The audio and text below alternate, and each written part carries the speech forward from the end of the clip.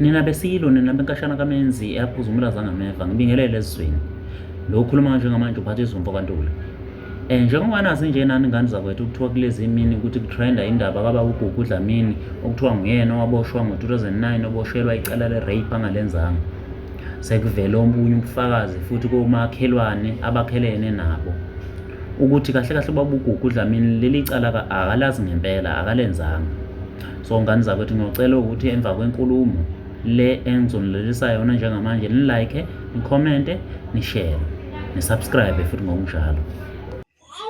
Sanibonani nonke eMzansi.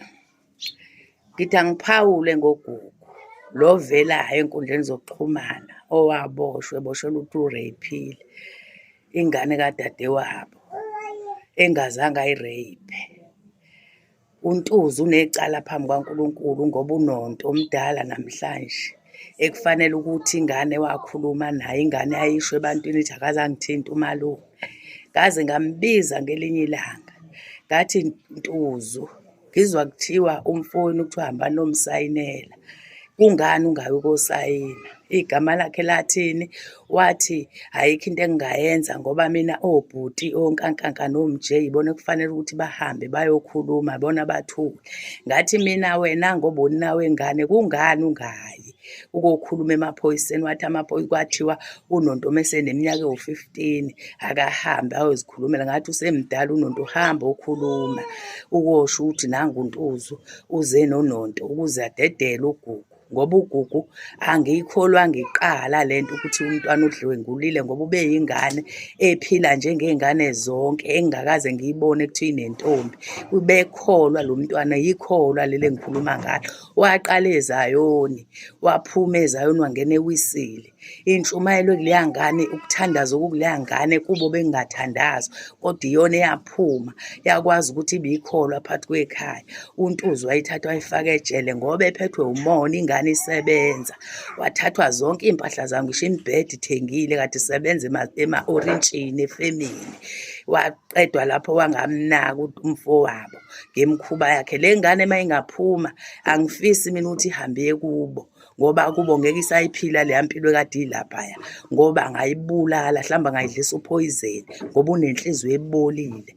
Ngifisa mina inkantolo imthathe uNtuzu imvalele, usaphila usemusha, kufisa ukuthi adonse naye abuze ubuhlungu abuzisa ingane yakwabo engakaze ayibheke nangelilodwa ilanga, ingenzanga lutho, azi kahle ukuthi ayinacala, kodwa kuwuyena oyithatha oyivalela lapha ejele ngoba enenhloso zayo kade ey'fuyisa enhliziyweni. Ngifisa ukuthi uNtuzu akwazi ukuyogwetshwa ejele ukuze nale ndoda umfazi ahleli nayo ayihlukumeza, inkosikazi ishadile wathatha indoda yenkosikazi, ikwazi ukugoduka iphinde ekhaya.